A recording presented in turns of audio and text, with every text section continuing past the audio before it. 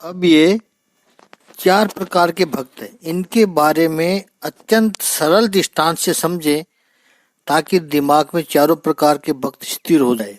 एक पिता के 4 पुत्र थे और चारों पुत्र आंगन में खेल रहे थे। पिता 4 आम लेकर आंगन में आया। छोटा जो पुत्र था उसने जैसे ही देखा कि पिताजी के हाथ में आम है तो रोने लगा। पिताजी मुझे भूख लगी है।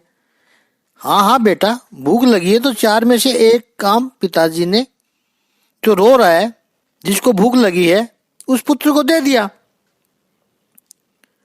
दूसरे पुत्र ने वो देखा कि पिताजी ने उसे आम दिया है तो वो पिताजी की तरफ देखता रहा, सोचता है मुझे मिलेगा कि नहीं। तो अनेक प्रकार के विचार उसके मन में चल रहे हैं और देख रहा है पिताजी के सामने। तो पिताजी ने उसकी ओर देखा और दूसरा आम उसको दे दिया, ये लो बेटा ये तुम्हारे लिए। तो सबसे छोटा था वो रोया, उसे आम मिला। दूसरा देख रहा है उसको आम मिला। ये देखकर तीसरा बैठा था उसने कहा पिताजी मुझे भी दीजिए। पिताजी ने कहा ऑफ कोर्स बेटा लो। तो तीसरा आम उसको दे दिया। चौथा बेटा था तो वो तो अपने खेल में मस्त था। तो प्रसन्नता पूर्वक पिताजी ने आकर उससे कहा बेटा ये लो तुम्हारा आम। चौथा आम उसको दे दिया। तो इस दृष्टांत के रहस्य को समझे। पिता है परमेश्वर परमात्मा, वो अर्थार्थी भक्त हो गया। चौथा ज्ञानी तो अपनी मस्ती में होता है, वो तो अपने सत्कर्मों में अपने पुण्य कर्मों में व्यस्त रहता है। तो ज्ञानी भक्त को परमात्मा उसके सामने से आकर फल देते हैं। ईश्वर अपना कर्तव्य समझता है, ये ज्ञानी भक्त है। आर्थ भक्त रोता अवश्य है लेकिन संसार के पास जाकर नहीं रोता है, परमात्मा के पास जाकर रोता है। यह बात अवश्य याद रखनी है कि जीवन में कष्ट आएंगे। Adversities are integral part of life.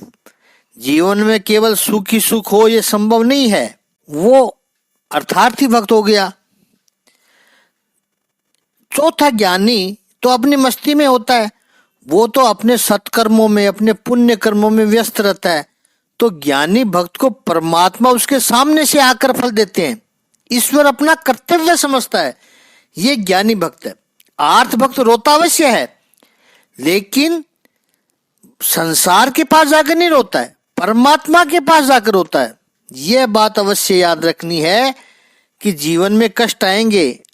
Adversities are integral part of life. जीवन में केवल सुख ही सुख हो यह संभव नहीं है। कष्ट आएंगे लेकिन जब कष्ट आए तब प्रभु के पास ही जाना है। सुख में भी प्रभु के पास जाकर गाना है, गान करना है। और दुख आए तो संसार के सामने मत रो, लोग आपका मजाक बनाएंगे। अर्जुन के सामने दुख आया, विषाद आया, लेकिन उसने अपना दुख भगवान श्री कृष्ण के पास रखा तो उसका विषाद भी योग बना, मोक्ष की यात्रा बनी। आगे का चिंतन कल करेंगे।